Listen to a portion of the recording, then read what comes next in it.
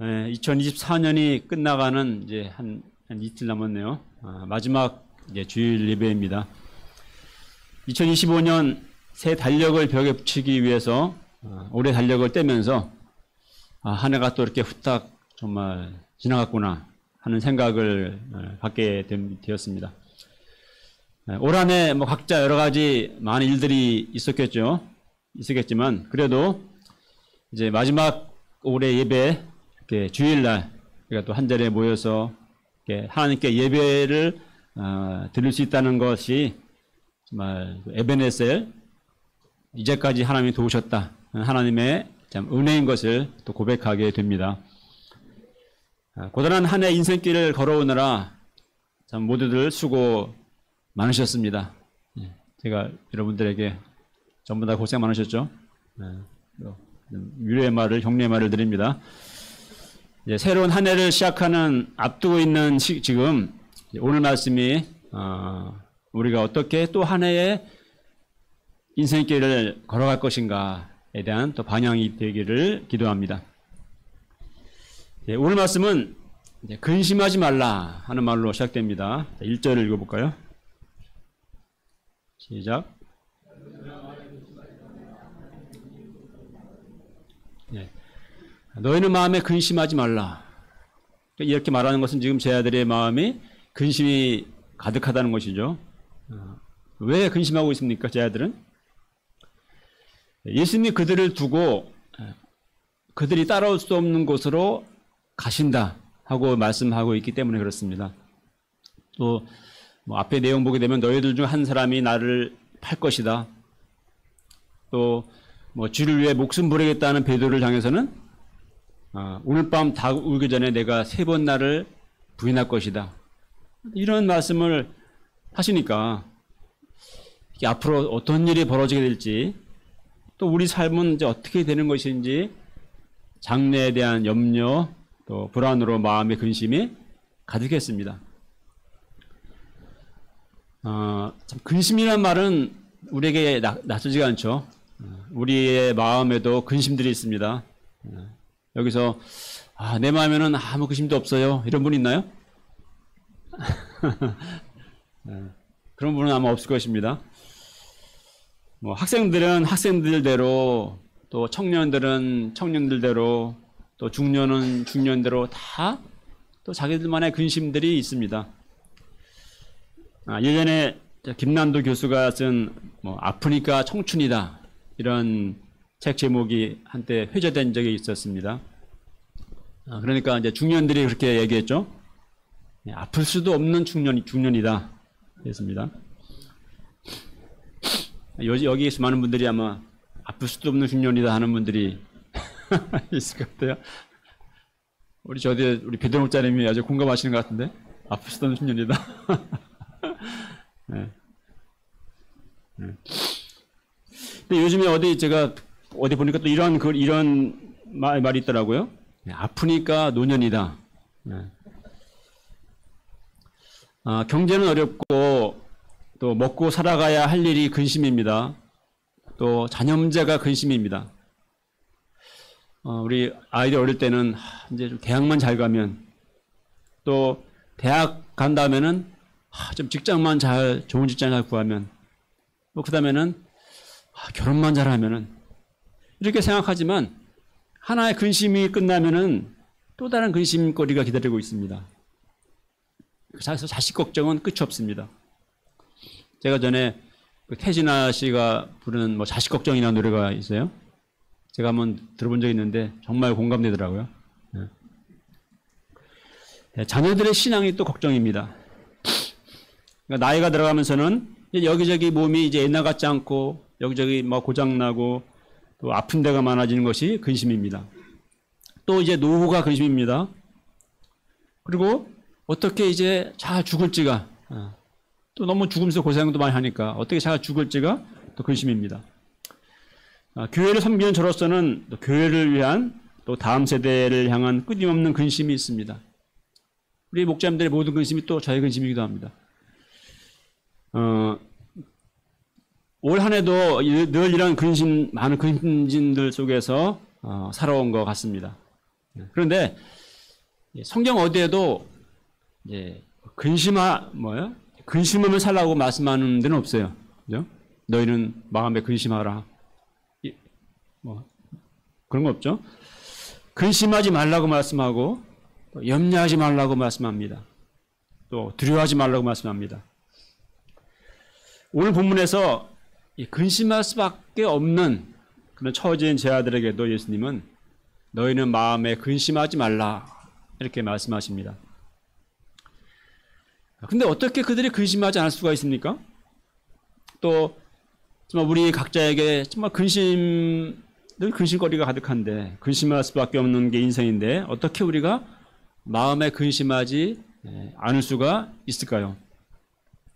자, 첫째, 근심하지 않을 수 있는 길은 믿음을 갖는 것입니다. 예수님 말씀하십니다. 다시 한번 1절 하반절 하나님을부터 읽겠습니다. 시작. 하나님을 믿으니 또 나를 믿으라.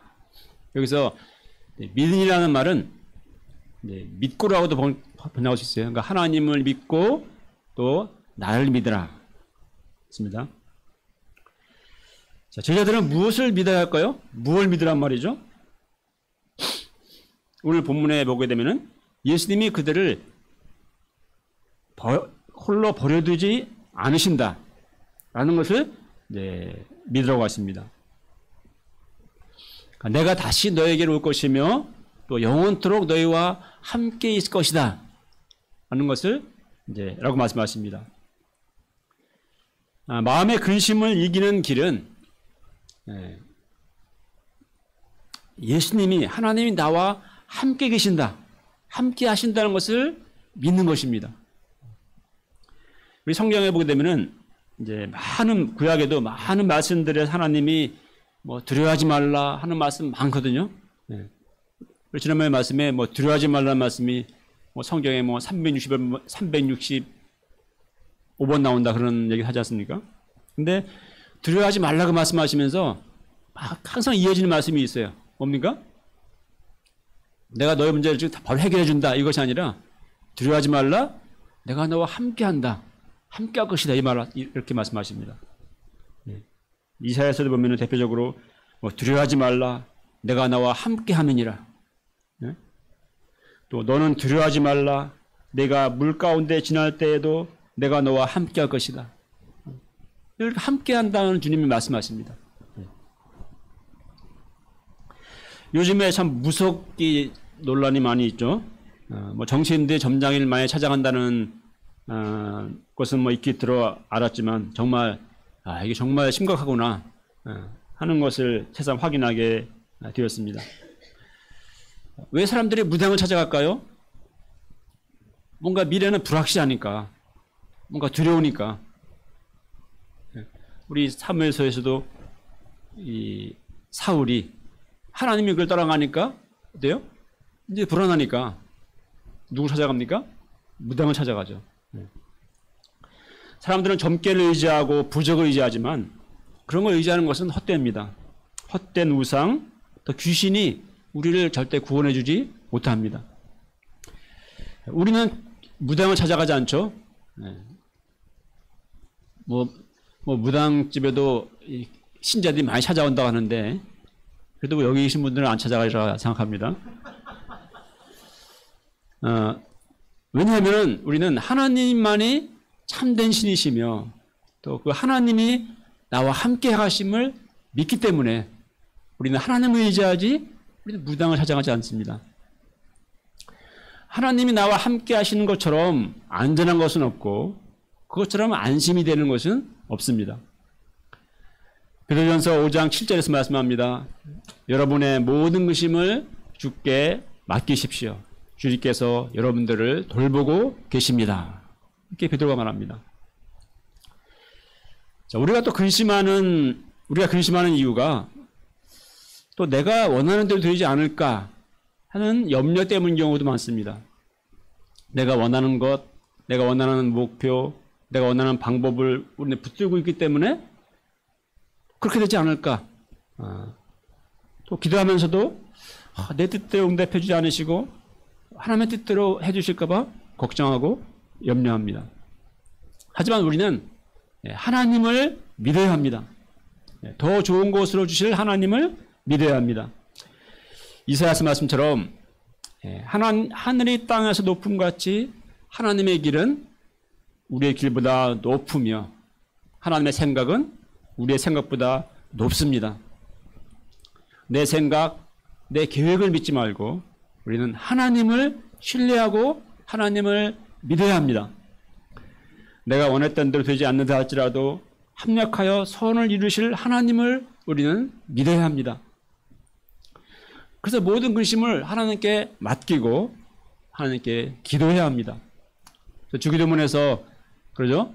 아버지의 뜻이 하늘에서 이루어진 것 같이 이 땅에서도 이루어지게 하소서, 이렇게 기도하라 하신 것처럼 그 의미가 그것이죠. 그러니까 내 삶에도 우리는 내 뜻이 이루어지게 하십시오 이렇게 기도하지만, 물론 그렇게 기도도 하지만 하나님의 내 뜻에 맞춰주십시오 이렇게 기도하는데, 우리는 더 중요한 기도는 아버지의 뜻이 나의 삶 가운데 이루어지게 해주십시오 이렇게 기도하라는 것입니다. 그런 믿음을 갖는다면 우리는 정말 근심하지 않을 것이며 또 마음에 하나님이 주시는 평안을 갖게 될 것입니다. 빌립보서 4장 6, 7절을 말씀합니다. 같이 읽어볼까요? 시작. 아무것도 염려하지 말고 오직 모든 일에 기도와 간구로 너희 구할 것을 감사함으로 하나님께 아뢰라. 그래야면 모든 지각에 뛰어나신 하나님의 평강이 그리스도 예수 안에서 너희 마음과 생각을 지키시리라. 둘째로 마음의 근심을 이기는 길은 천국의 소망을 갖는 것입니다. 2, 3절을 읽어볼까요? 시작.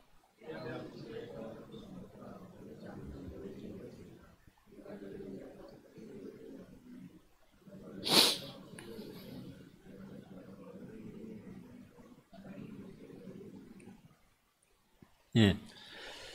우리가 온갖 것들로 늘 걱정하는 이유는 한편으로 우리가 이 땅에 있는 소망들을 우리가 붙들고 있기 때문에 또 그렇기도 합니다.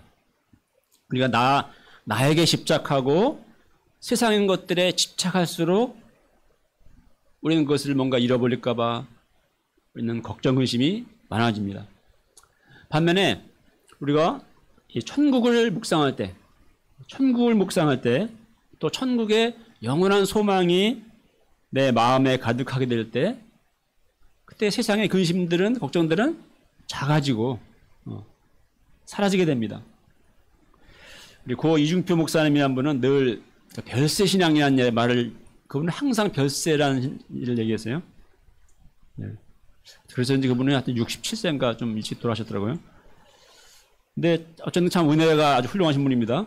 늘 별세신앙, 별세신학, 또 별세 목회, 늘 별세를 많이 얘기했어요. 신앙생활의 많은 문제들이 이 세상에 있는 것들을 붙들고 있는 것, 또 뭔가 자기를 붙잡고 있는 것, 또 자기가 죽지 않는 것 때문에 또 발생하는 것입니다.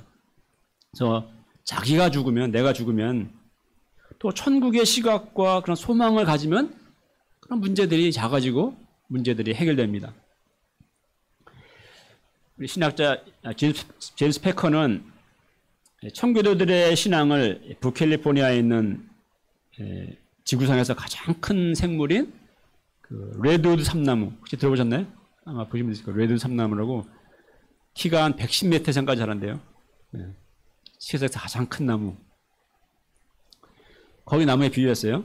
그래서 그분이 청교도 신학이라는 책에 있는 글인데, 청교도들의 신앙이 그처럼 심오하고 진지하고 활기찼던 이유를 오늘날 우리가 가정의 평안이라고 생각하는 것을 전혀 알지 못하는, 항상 핍박과 고난 속에 죽음을 눈앞에 둔 삶을 살았기 때문이었다고 말합니다.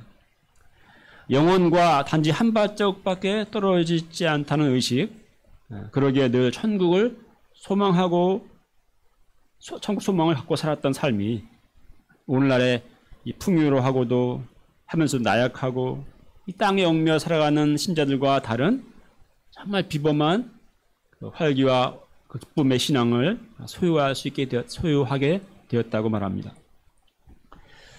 오늘날 우리는 당시보다 비교할 수 없을 정도로 의학도 발달하고 또 사회도 안전하고 또 뭔가 평안한 삶을 누리지만 오히려 그들보다 더 많은 근심과 또 불안, 또 두려움을 안고 살아갑니다. 그것은 우리 마음에 아버지 집의 소망, 또 천국의 소망이 없기 때문이 아닐까요?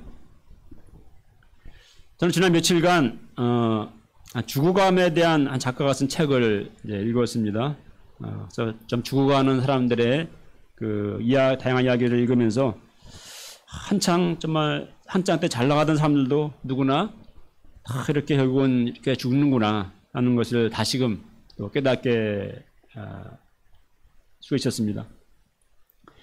알다시피 제 나이도 올해 어느덧 60인 환갑이 되었는데 이제는 죽어가는 사람들의 이야기가 뭔 남의 일이 아님을 또 생각하게 됩니다. 모든 사람들의 인생의 종착지는 병원, 또 뭐 요양원, 그리고 뭐 중환자실, 죽음, 그리고 화장터입니다. 단지 그것이 인생이라면은 삶이 얼마나 허무하고 또 슬프고 또 죽음이란 것이 참 두려운 것이겠습니까? 그러나 하나님을 믿고 또 예수님을 믿는 우리 인생의 종착지는 죽음과 또 화장터에서 한 줌의 재가 되는 것이 아닙니다. 우리 인생의 종착지는 하늘 아버지 집입니다. 예수님이 그 문 앞에서 우리를 영접해 주시고 또 영원히 주님과 함께 있게 될 천국입니다. 그 천국은 아버지 집은 어떤 곳인가요? 아까 저 대표기도 했을 때 말씀했지만 오늘도 보니까 비행기 사고가 났더라고요. 이게 드문 일인데 여러 명이 좋은 것 같습니다. 이 세상에는 사고도 많고 또 병도 많고 지금도 병원 가보면 그냥 여기는 다 건강하지만 병원 가면 어떻습니까? 온갖 아픈 사람들로 가득합니다. 사람들로. 또 아프고 병들고 사고 나고 죽고 또 뭐 전쟁 나고 참 슬픔이 끊이지 않는 곳이죠. 근데 요한계시록에 보면은 아버지 집에 갈 때 하나님은 나의 모든 눈물을 눈에서 닦아주신다고 말씀합니다. 다시는 사망이 없고 애통하는 것이나 곡하는 것이나 아픈 것이 다시 있지 않게 되는 곳입니다. 수정같이 맑은 생명수의 강이 하나님으로부터 나와 흐르며 생명나무가 12가지 열매를 맺게 되는 곳입니다. 다시는 저주가 없으며 밤이 없으며 하나님이 빛이 되어 세세토록 비추시는 곳입니다. 우리가 아마 시간 여행을 해서 우리가 몇십 년 앞으로 가서 우리가 정말 죽어서 천국에 이뤘을 때 그 천국의 시점에서 지난 나의 인생을 되돌아본다면 어떨까요? 정말 잠시 지나온 짧은 인생이었을 것입니다. 우리가 지금까지 살아온 삶을 돌아봐도 그렇잖아요. 물론 어찌 보면 길기도 하지만 어찌 보면 한순간에 지나간 것이죠. 아둥바둥 염려하며 근심하며 또 욕심내며 또 미워하며 살았던 삶이 또 왜 그랬을까 싶을 것입니다. 제가 요한복음 14장 본문을 말씀을 전할 때마다 뭐 여러 번 좀 이야기하고 하는데 어릴 적 동네에서 친구들과 놀던 때 경험을 생각납니다. 어릴 적 동네에서 친구들과 참 낮에 신나게 놀았던 것 같아요. 동네를 막 뛰어다니면서 뭐 딱지치기, 구슬치기, 또 요즘에 핫한 뭐 하세요? 무슨 게임? 오징어 게임도 하고 또 무궁화꽃이 피었습니다. 그때는 뭐 총에 맞아 줄 걱정 안 하고 그냥 무궁화꽃이 피었습니다 하고 이제 그것도 참 많이 했던 것 같아요. 네. 그 열심히 놀다 보면은 어느덧 이제 해가 지기 시작하고 어두워지기 시작합니다.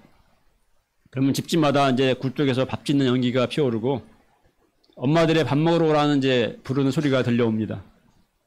그러면 아이들은 하나 둘 이제 집으로 돌아가죠.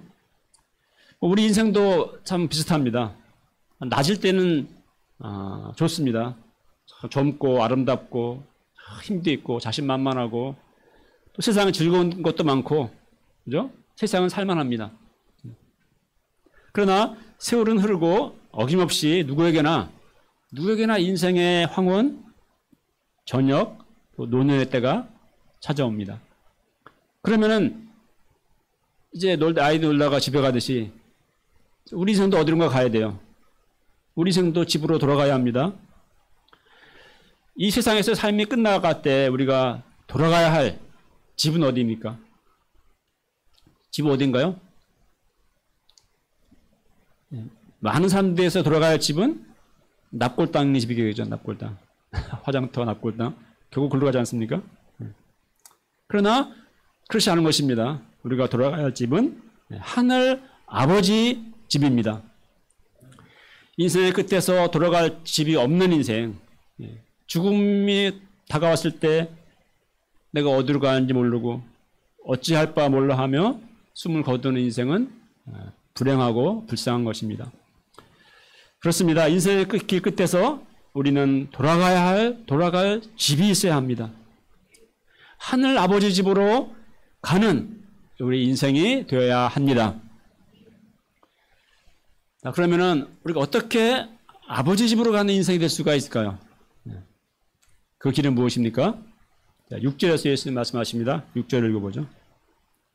시작. 예수께서 이르시되 내가 곧 길이요 진리요 생명이니 나로 말미암지 않고는 아버지께로 올 자가 없느니라. 예수님이 길이십니다. 내가 곧 길이요 해서 이 길은 영어로 I am the way입니다. 정관사가 있어 붙여 있어요. I am the way. a way가 아닙니다. 여러 길 중에 하나가 아닙니다. 아버지 집으로 가는 그 길, 곧 유일한 길입니다. 그러므로 그 길은 곧 진리인 것이고 그 길이 곧 생명인 것입니다. 세상에 많은 길들이 있다고 말합니다. 뭐 착하게 살면 된다. 착하게 살면 된다는 도덕의 길이 있습니다. 또 여러 종교들의 길이 있습니다. 뭐 또 철학의 길, 사상의 길이 있습니다. 그러나 왜 예수님만이 아버지께로 가는 길일까요? 그것은 예수님이 십자가에서 우리의 죄를 위해서 죽으시고 부활하심으로 우리들의 죄 문제를 해결해 주셨기 때문에 그렇습니다. 자, 심판을 받는다는 것은 무엇이죠?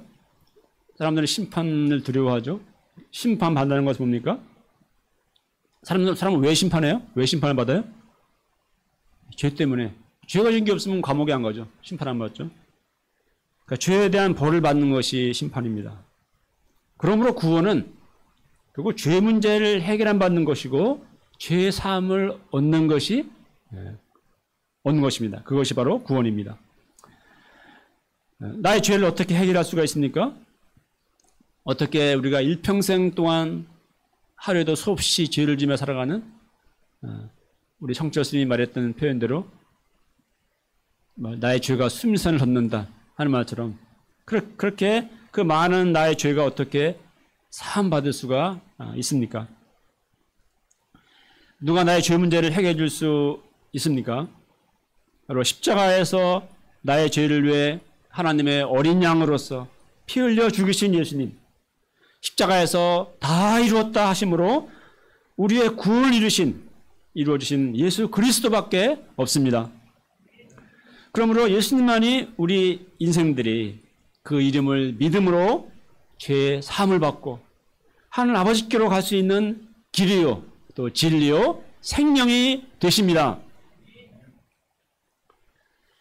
나이가 들어갈수록 참 인생이 무엇인지 어떻게 살아야 하는지 고민하게 됩니다. 많은 사람들이 그렇게 고민하며 살아갑니다.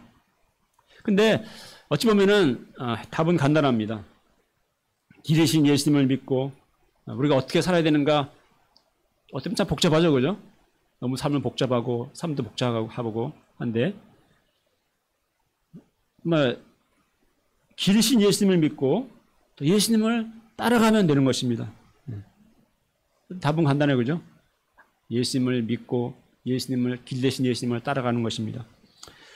우리 인생의 목적지는 아버지 집이며 우리가 가야 할 길은 예수 그리스도이십니다. 한 선교사가 안내자를 따라 아프리카 밀림을 가고 있을 때 도무지 어디가 길인지 알 수가 없고 이게 제대로 가고 있는 건지 이 길을 지금 잃어버린 거 아닌지 불안해했습니다.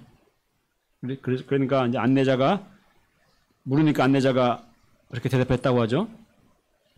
걱정하지 말고 저를 믿고 따라오세요. 여기서는 제가 곧 길입니다. 그렇습니다. 우리는 인생길에서 예수님을 믿고 또 예수님, 길 대신 예수님을 따라가면 됩니다. 히브리서 12장 1, 2절을 말씀합니다. 한번 읽어보겠습니다. 시작. 우리에게 구름같이 둘러싼 허다한 증인들이 있으니 모든 무거운 것과 얽매기 쉬운 죄를 벗어버리고 인내로서 우리 앞에 당한 경주를 하며 믿음의 주여 또 온전하게 하신 이인 예수를 바라보자. 우리에게 구름같이 둘러싼 허다한 증인들이 있습니다. 우리를 앞서간 믿음의 선진들, 믿음의 선배들, 우리보다 훨씬 더 어려움과 고난의 시대를 살았고 겪었지만 그들도 이 길을 믿음으로 걸었고 또 완주했고 이제는 하늘 아버지 집의 영원한 영광과 또 안식 가운데 있습니다. 그러므로 우리도 모든 무거운 것들 또 근심들을 주님께 맡김으로 때마다 벗어버리고 모든 또 얽매게 하는 죄들을 또 벗어버리고 우리가 인내함으로써 우리 앞에 당한 믿음의 경주를 해나가야 하겠습니다. 하나님이 나에게 주신 약속의 말씀들을 붙잡고 그 말씀으로 힘을 얻으며 때마다 힘을 얻으며 2025년 한 해 새해 믿음의 길을 걸어가야 하겠습니다. 힘들고 인내하기 어려울 순간도 있을 것입니다. 그때는 정말 믿음의 주요 또 온전케 하신 인 예수님을 바라봐야 합니다. 예수님도 그 앞에 있는 영원한 기쁨을 바라보며 그 십자가의 고난을 참으셨습니다. 우리도 그 앞에 있는 기쁨, 영원한 아버지 집의 소망을 바라보며 이 땅에서 주님이 주신 사명의 십자가를 감당하고 십자가를 지고 예수님을 따르는 삶을 살아야 하겠습니다. 이 같은 믿음으로 우리 모두 2025년 새로운 한 해 믿음의 형제를 잘 해나갈 수 있기를 간절히 기도합니다. 네, 읽겠습니다. 6절 읽겠습니다. 시작. 내가 길이요 진리요 생명이니 나로 말미암지 않고는 아버지께 올 자가 없느니라. 하나님 아버지, 올 한 해 동안도 우리와 함께 해주시고 우리를 인도해 주신 은혜를 감사드립니다. 아무리 기도하지 못하는 인생, 방황하며 죄 가운데 방황하며 살다가 정말 절망 가운데 죽을 수밖에 없었지만은 예수님께서 우리를 만나주시고 예수님이 길이요 진리이심을 생명이심을 알게 하시고 이 대신 예수님을 따르는 삶을 살게 하시는 은혜를 감사드립니다. 2025년 새해에도 우리가 길이요 진리요 생명이신 예수님을 믿고 주님을 따르는 믿음의 삶을 살아갈 수 있도록 함께하여 주시고 인도하여 주시옵소서. 예수님의 이름으로 기도합니다. 네.